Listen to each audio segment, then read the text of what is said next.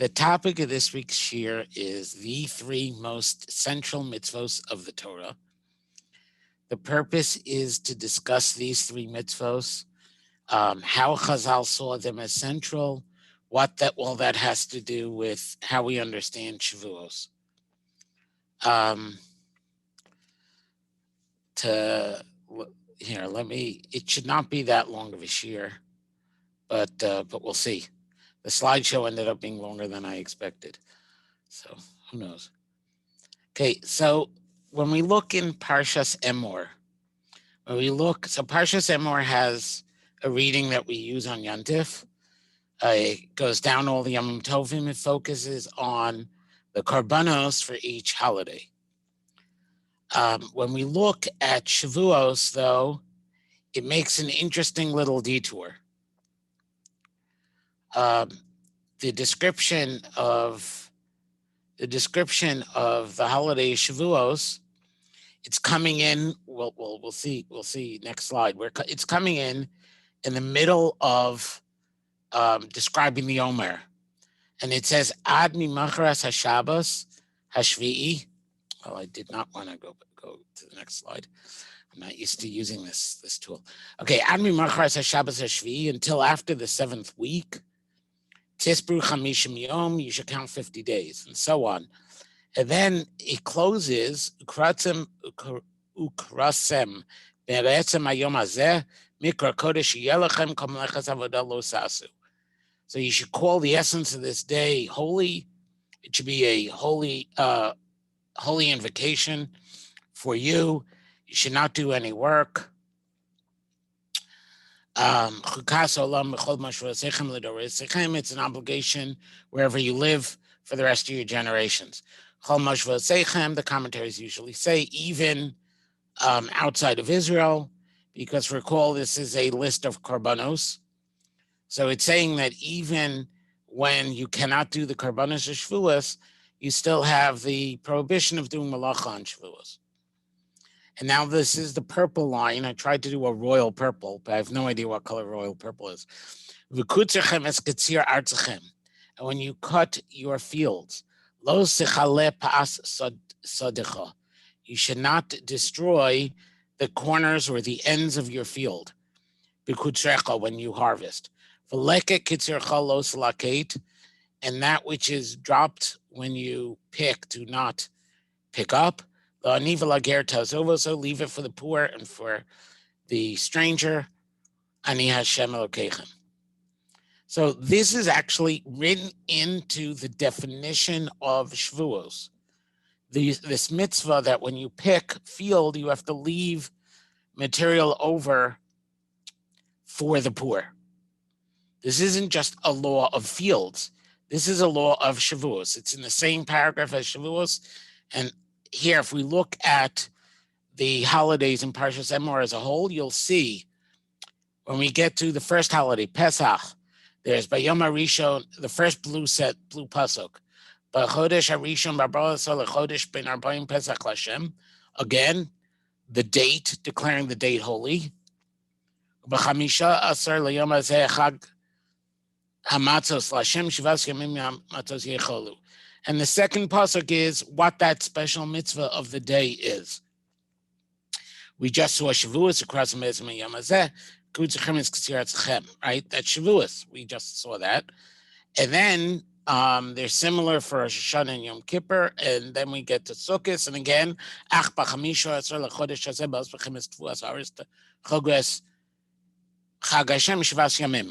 on the 15th day of the 7th month, which is when we celebrate Sukkot, when you bring in the grain, the produce for the year. I mean, tavua should be literally grain, but this is Sukkot. Techogu es Chag Hashem. You should celebrate a holiday for Hashem. Shivas Yamim, 7 days. B'yom HaRishon Shabboson, B'yom HaShmini Shabboson. So very straightforward. You have a 7-day holiday. The first day is special. The 8th day, the day after the 7th, the Shmini Atzeres, that's special. Exactly like the blue lines we had on Pesach and Shavuos. And then the purple.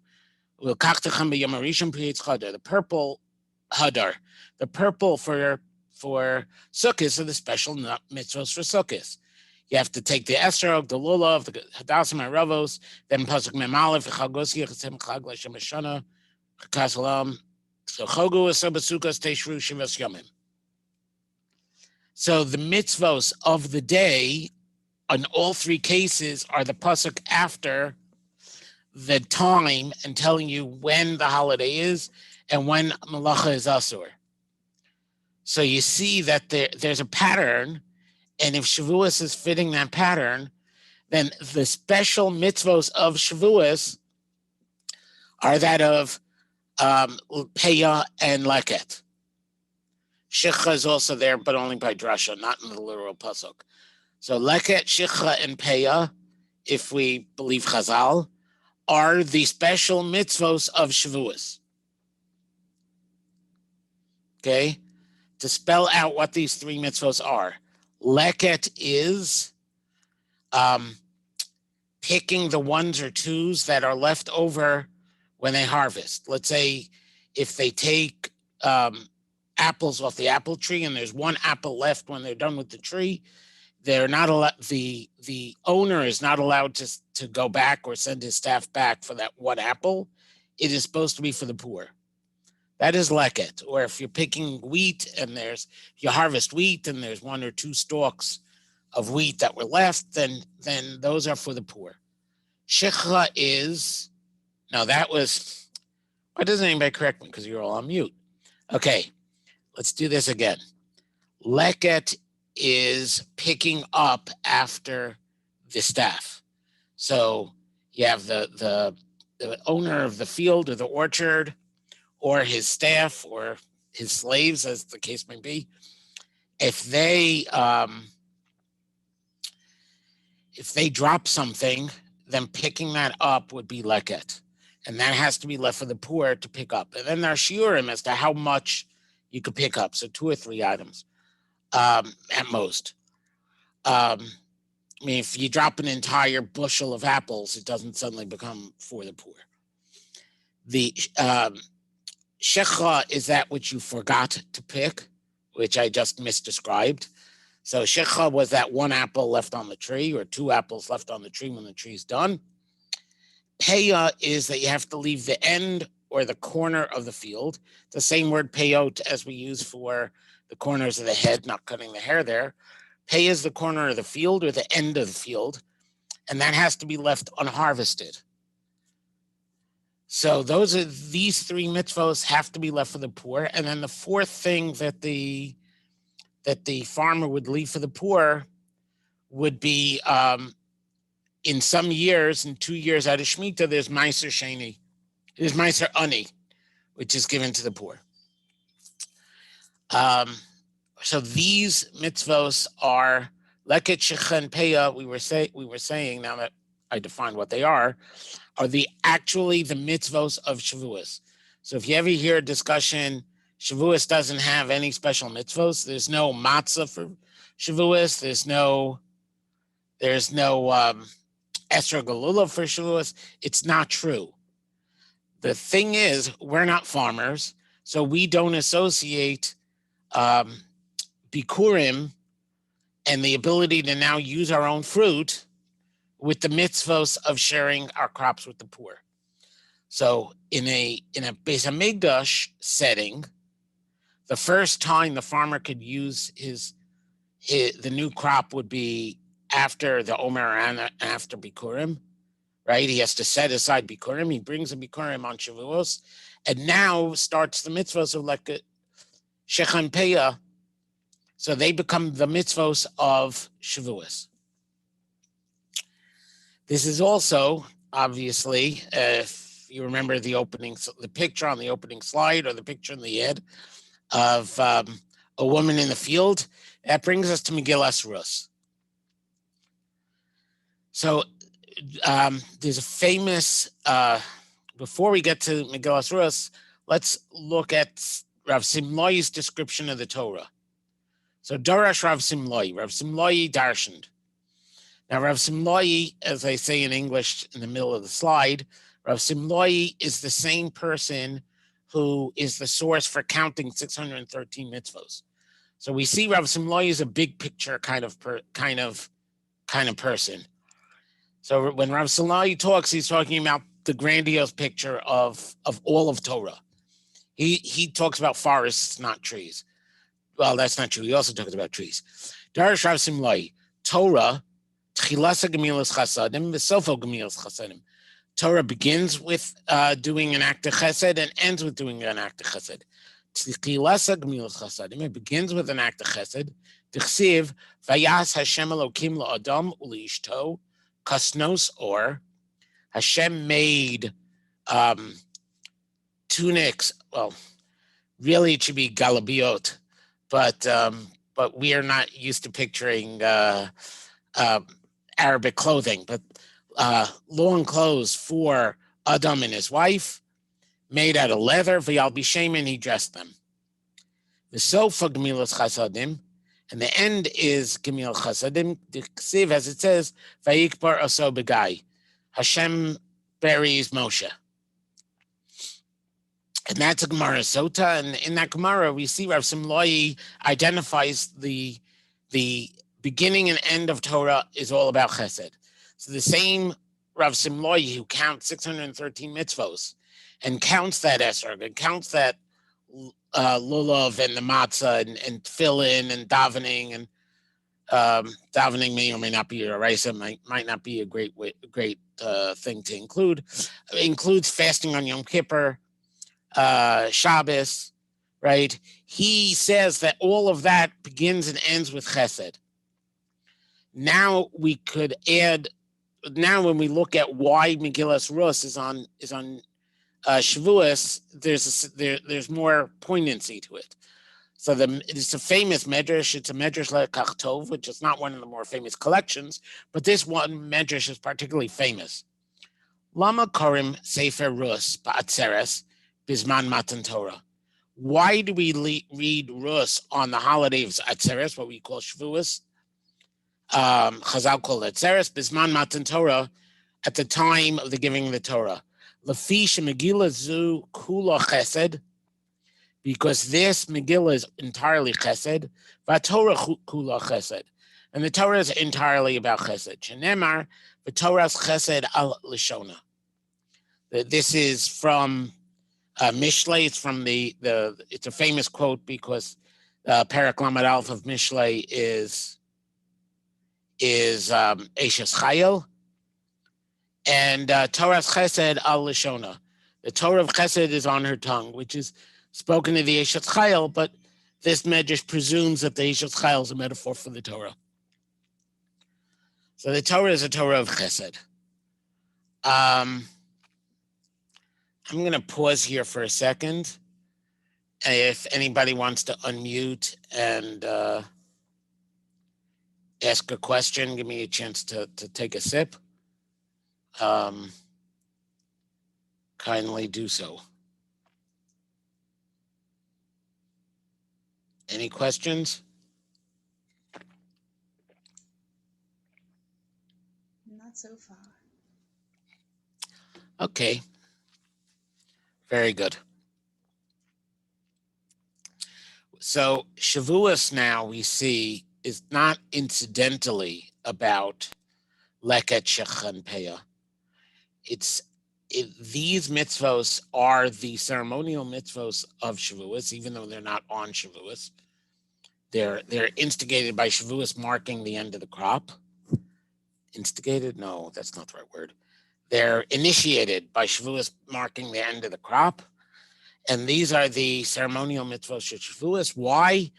Because Shavuos is all about chesed, because it's all about giving the Torah. And that's why we read Rus. And how does Rus meet Boaz? Again, with Leket Shechan Peah, she's off in the fields collecting behind the Boaz's employees. So that brings us now to this. The essence of Shavuos is not just the giving of the Torah, but the giving of the Torah of Chesed, which is also a feature of Purim. So Purim, in a sense, is married to Shavuos because the famous drasha on the pasuk Kimu v'kiblu haYehudim, pasuk in the Megillah. that the people fulfilled and accepted what they and the literal text is they fulfilled and accepted the mitzvos of Purim, and the Gemara darshans that this is when they finally accepted the Torah willingly, because at Har Sinai on Shavuos it was accepted under an ultimatum. Right, Hashem holds up the mountain over our heads, says if you don't accept the Torah, this is where you'll be buried. And of course, we accept the Torah because it's kind of there aren't too many other choices. But when it comes to Purim, we finally accept the Torah willingly, and so Purim caps a process that starts at Shavuos. Purim has 4 mitzvos. We read the Megillah, which is a mitzvah of Persumei Nisa, to remember what happened on Purim, and then 3 more mitzvos: Mishloach Manos, Shalch Manos, as we normally say, sending food to 2 items of food to at least one friend. Mantonos Evyonim gives to the poor, Sudas Purim, and the Rambam even codifies that you're not Yotzei Sudas Purim if you don't invite people to your table. It doesn't mean they have to accept it though. So that all 3 of the mitzvos, that one mitzvah is to remember what Purim is, the other 3 mitzvos are to make sure that we do it as a community, that you're not doing it alone. Just as the farmer doesn't pick doesn't harvest alone, the farmer has to include the needy in the community, so too the mitzvahs of Purim involve Mantos Evyonim, including the needy of the community, as well as your friends and acquaintances. We also find unity when it comes to the original giving of the Torah. It's a very famous medrash. It's in Rashi. Vayachanu b'midbar. They camped in the midbar. Vayichan sham Yisrael neged har. And Israel camped opposite the mountain. And Chazal note the change in number in the verb. Vayachanu b'midbar. They camped in the midbar. Vayichan sham Yisrael, and Yisrael camped there in the singular. And the drasha is Ki'ish echad b'lev echad, that they camped together as one person with one heart. This was a precondition for giving the Torah, was that we went from Vayachanu to Vayichan. We went from a bunch of individuals to a community that had a single purpose and a single heart. And that was the moment at which we could accept the Torah. Rus, when she converts, also pledges her membership to the community. El asher telchi eleich, where you will go, I will go. Vasher talini alin. This is what she tells her mother-in-law, Naomi. That where you will go, I will go. Where you will lay, I will lay down, I will lay down. Amei chami, your nation is my nation. Velokayich elokai, and your God is my God. In fact, you can't be a Jew just by believing in the Jewish God and keeping mitzvos. It has to be Amei Chami. I believe this is why Shema Yisrael starts Shema Yisrael. The Jewish doxology, the Jewish declaration of faith, does not begin Hashem Elokeinu Hashem Echad. It has to include Shema Yisrael, that I'm speaking to other Jews, that we're working together as a community. And this is the story of Rus, right? Boaz is wealthy. He doesn't just bring in the crops from the field, the grain from the field. He has to include the poor.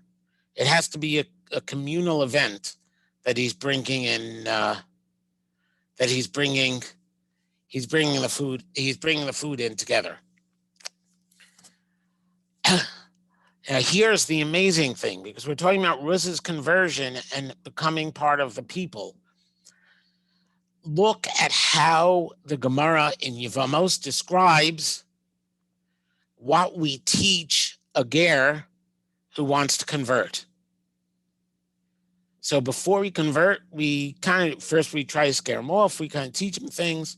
There's a level to how much you should scare him off, other details. But listen to what it says. You teach him, Umodiino some, and you inform him, Umodiino so, you inform him, Mitzvos kalos, umitzvos mixas mitzvos chamuros.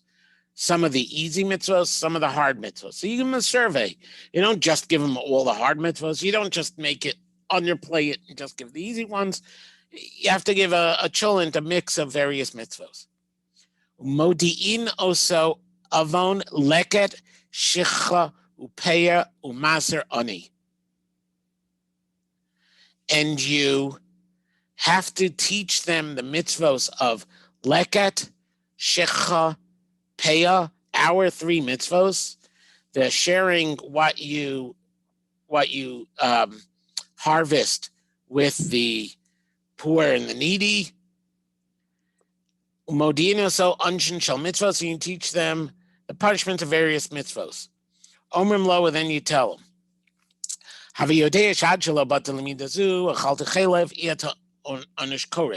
Until you reach this point, if you eat chalev, if you eat one of the prohibited fats, you don't get punished with kares. Right? Life goes on. Hashem doesn't, put an X mark next to your name. Halal to Shabbos, iata anush skila. And if you violate Shabbos, nobody's going to stone you. Literally. Chalev enosh kares. And now, if you eat chalev, if you eat one of these fats, you'll be punished with kares, halal to Shabbos, enosh skila. And if you violate Shabbos with warning and edim and all the other odds and ends, they don't bother, giving all the details here, you could be punished with skila. So this is a broad survey of mitzvos and a broad survey of the consequences of mitzvos. But the 4 mitzvos you have to name are leket, shicha, peya, and maser ani. If you don't accept these 4 mitzvos, it's not. If they don't know they're accepting these 4 mitzvos, the court was remiss in the job of preparing the ger. This is why I called them in the title the most central mitzvos of the Torah.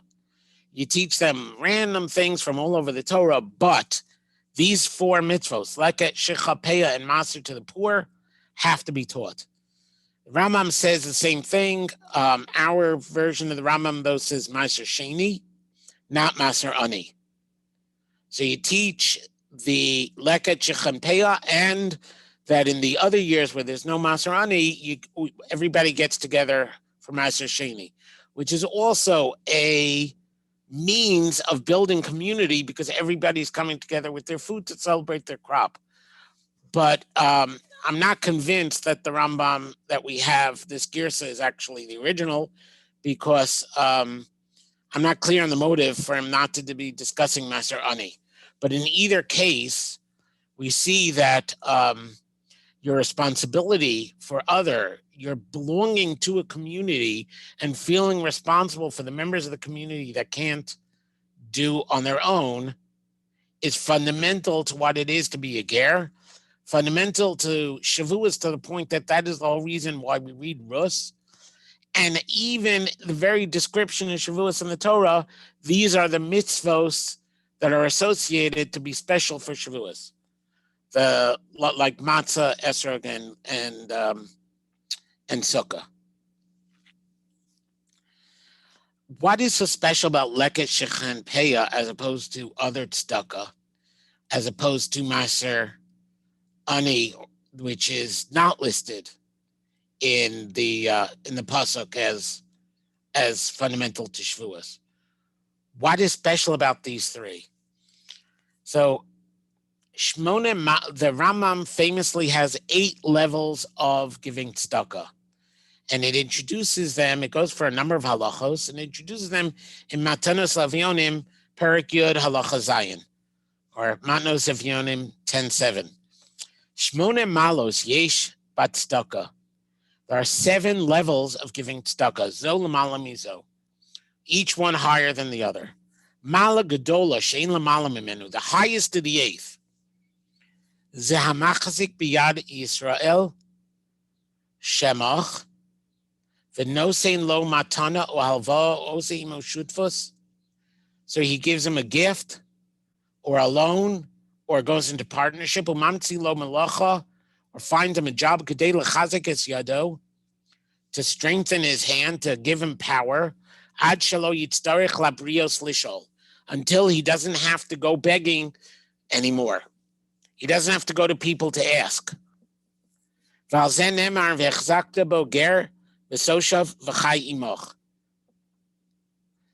you shall strengthen the stranger and the ger and the born Jew, and he will live with you. Kolomar, as if to say, hachazek bo, strengthen him ad shelo yipol v'yitzarich, until he doesn't need. Until his v'chayimach is the same way you live on your own, with self-sufficient, they should be able to live self-sufficiently. So that's the highest level of tzedakah, is to give them the dignity of being able to earn on their own, right? This is a higher level than, let's say, being a benefactor and constantly giving the same person money so that they always have money because you're always giving them money. A higher level than that is they always have money because you gave them the resources to make their own money. I had to throw in a quote from Shari Yosher because the book. And Rav Shimon Shkop makes this point. V'od yesh makom shabi yisod. So he's talking about the fact that most people think that chesed, that loving kindness, requires selflessness. That just, the ideal person only acts for the other and has no self-interest. And he says, v'yesh od makom shabi yisod brias adam, in the foundations of the creation of a person, not habori yisbarach bo, God planted in a person, to shukas avas atzmo b'mida gedola ma'od, a very great drawing to self-love. Shari amru chachmei ha'emes, that the master, the wise of emes, meaning the Kabbalists, say b'matara kol avoda bezel lashon. The purpose of all of work, of everything done, is described in this language. And this is actually from the Ramchal, from Klach Pischei Chachma. Ratza ha'ein sof, the infinite one, Baruch Hu, blessed be he, wanted lios meitiv hatava shlema, to give a complete good, to give perfect benefit. Shalo yiyah afilu boshes lamekablim, that there wouldn't even be embarrassment for those who receive. So leket shechem peah have that element beyond masarani. Masarani is great. Then the poor person could eat, and that's very important. But the highest and the eighth level of giving tzedakah is giving them a chance to make money themselves, which leket shechem peah don't actually get them to. They are never become independent this way, but they take an edge off some of that embarrassment of not being self-sufficient. Any questions before I go to the next slide?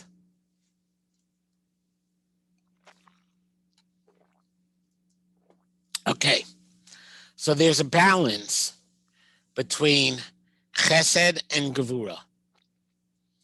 Chesed being loving kindness, givingness, and gevura being restraint or strength of purpose. The way I usually define gevura is using a toddler as a metaphor. So there's the parent that has too much chesed.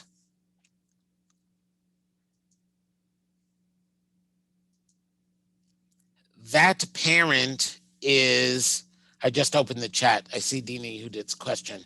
But let me finish the sentence, define gevura, and I'll get to it. The parent who has too much loving kindness does the toddler a disservice, because what's going to happen? The toddler is going to take 2 steps and start falling. And this parent, Mrs. Helicopter or Mr. Helicopter, picks the child up before they fall on their bum. And the second time, they walk a few steps, they start wobbling, parent rushes in. The child will never learn to walk. There are times where gevura, the restraint that it takes not to give, that strength of purpose, that determination, is the greater chesed than what we think of as chesed. Always stepping in and giving deprives the person of the dignity of providing for themselves. And as Rav Shimon said, that self-love, that need to provide for yourself, is written into human character. It has to do with being in the image of the Creator. We have to have a drive to be creative, to want what we make. And so there's a self-love built into it, but this is an entire discussion, perhaps for another shiur, something more related to, let's say, a shiur on Hakdama Shari Yosher. But that's the idea of Gvura. So Gvura, in this sense, in interpersonal relationships, is knowing when to lay down the law, which is also associated with the sphere of Gvura, is din, law, when to lay down the law, when to have the strength of character, Gvura strength, in order not to step in, because stepping in would be smothering, not helping. So Dini Yehudit asked, it doesn't seem to be how it's done today. Why do you think that is? Of course, she wrote this when I don't know what the it was that is not done today. Ogeras. Ogeras is not done this way today for the simple reason that most of us are not going to be farmers once we take on the once we become gerim, or once we grow up. It's not really that relevant of a mitzvah in a non-agrarian society. Tzedakah should be taught, and the 8th level of tzedakah should be taught, because that's a more hands-on parallel in our post-industrial era than like a Shechem Peyar. But there is a total shift in culture, and this is where people have heard being discussed Leket Shechem Peyah before. Leket Shechem Peyah are the 3 central mitzvos of the Torah, according to Chazal, if we take them at their word as to what are the 3 things you have to teach a ger. Like, they're not just part of some of the big ones and some of the small ones. I grew up, the 3 big mitzvos were Shabbos, Kashrus, and Taharas haMishpachah. And if you kept those 3, if you kept Shabbos, only ate kosher, the sexual laws, the marriage laws, if you kept those 3, you were considered Orthodox. Of course, really only the first 2, because nobody really knows about the 3rd one, because privacy. But, the definition that people threw around for who was an observant Jew was Shabbos, Kashrus, Taharas haMishpachah. Notice all 3 of them are rituals. And there is something that happened, and I think it happened as we rebuilt the community after World War II, where we shifted from a focus on Ehrlichkeit, on being mentioned, on being good people and parts of a community, to this focus on Torah as a bunch of rituals.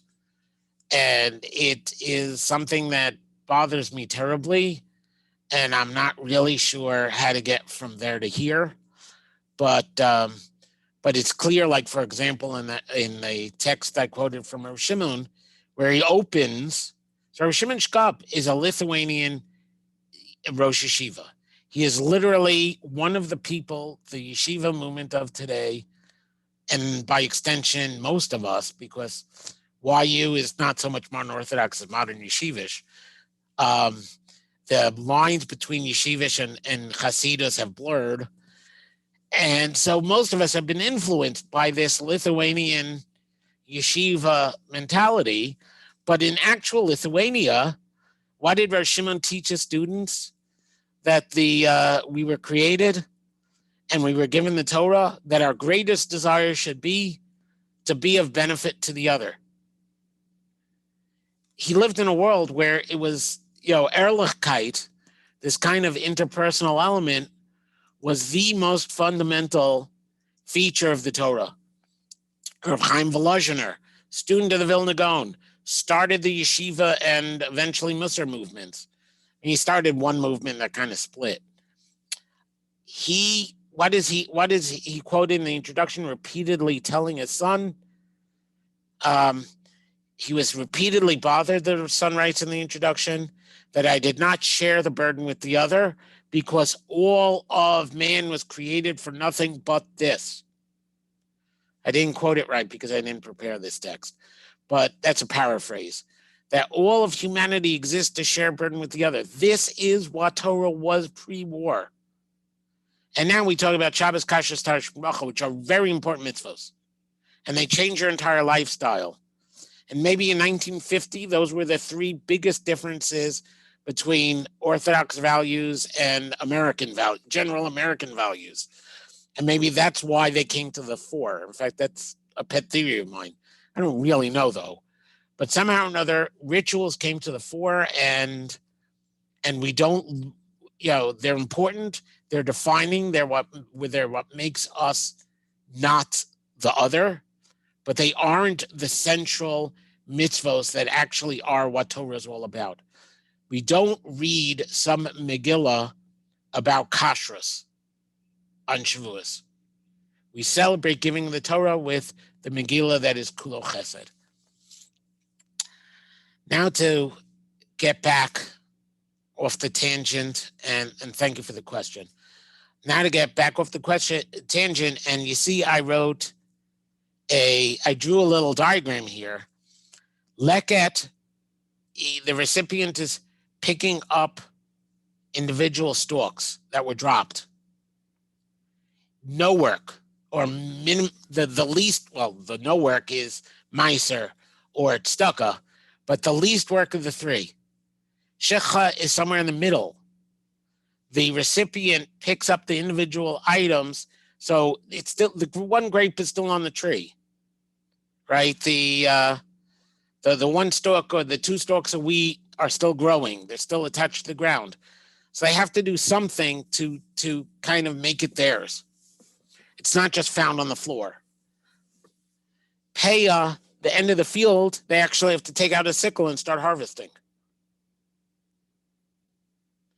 So Leket, Shecha, and Peah is in an order from the most chesed, the most blind receiving, active giving from the owner, to the most Gvura, because Peah gives the person the most.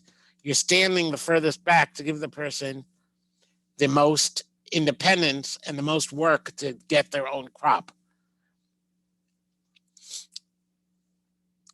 And now we're on slide 9 of 9. This is sort of the sum up here. Leket, Shecha, and Peah are an expression of gratitude and acknowledgement on our dependency to our Creator. When do Leket, Shecha, and Peah get mentioned in Parshas Emor? They get mentioned at the end of the harvest season, when we give I've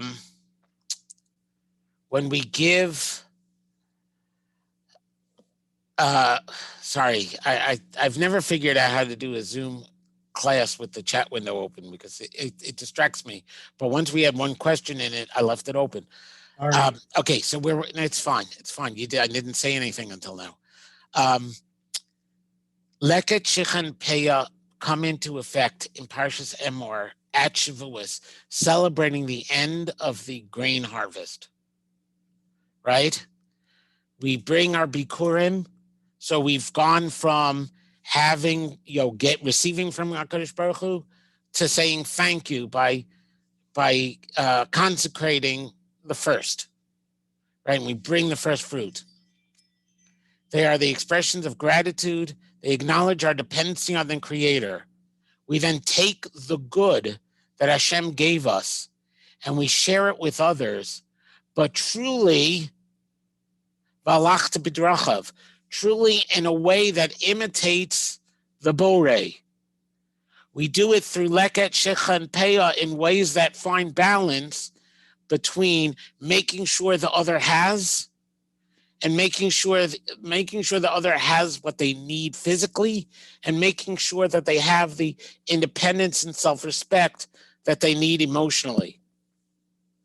And so Leket, Shecha, and Peah Why are these the 3 mitzvos that a ger must learn? Because these are the 3 mitzvos that that truly reenact, that imitate the borei at a level that no other mitzvah does. The borei provides for us every day, right? And yet gives us this need for hishtadlus, that we should have the self-respect that we worked toward what we get. I think this is a beautiful focus for Shavuos. What did we get when we get the Torah? Well, every religion has some kind of rule of empathy, right? The Christians, obviously, the golden rule. Hindus have the idea of karma, right? We have the negative rule, right? We have Ahavta l'recha kamocha. We have don't do to others that which you loathe, do not do to others. That's all Torah, right? Hillel, da'alach sani l'chavercha lo savid, right? What the Torah brings in is this idea that we are all children of the Borei, and we're doing it to partner with HaKadosh Baruch Hu, that we have a model in HaKadosh Baruch Hu for how to be better at it, right? And this idea of the Kol Torah Kula being all of the Torah, even those ritual mitzvos, are to develop us as people so that we can then take that good, including that spiritual strength, that feeling of a meaningful life, the rest of Shabbos, the connection that we feel to the Creator, and sharing that with others.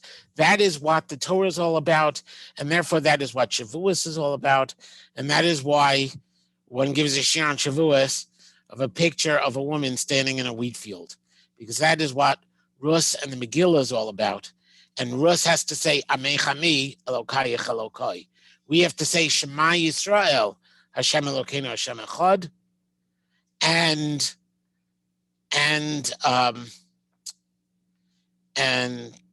no idea where I was going to go with this. And we wrap Shavuos is therefore the holiday, right? The Torah opens in Chesed, ends in Chesed, and it's Kulo Chesed. Shalom. Is there anybody who wants to ask a question before I hit? Before I end the recording? If not, you can ask a question after I end the recording, or you could just say goodnight.